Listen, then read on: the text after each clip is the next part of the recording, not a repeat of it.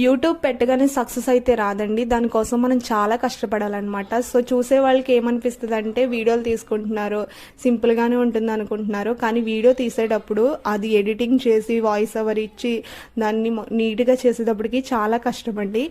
అలాగే ప్రతి ఒక్క క్రియేటర్ కూడా చాలా ఆలోచిస్తారనమాట. సో మనం చేసేటప్పుడు ఆ బాధ ఏంటో మనకే తెలుస్తుంది అనమాట. పక్కన వాళ్ళు అలా అన్నారు ఇలా అన్నారని మనం పట్టించుకోకూడదండి. మన పని మనం చేసుకుంటా పోవాలి.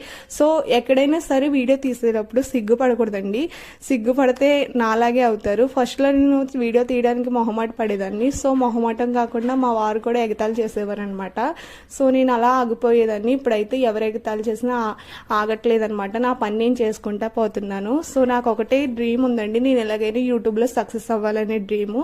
సో మీరు అందరూ సపోర్ట్ ఇస్తారని మనస్ఫూర్తిగా కోరుకుంటున్నాను. అలాగే నా వీడియోస్ నచ్చితే సబ్స్క్రైబ్ చేసుకోవడం మర్చిపోకండి. ఒక లైక్, షేర్, కామెంట్ కూడా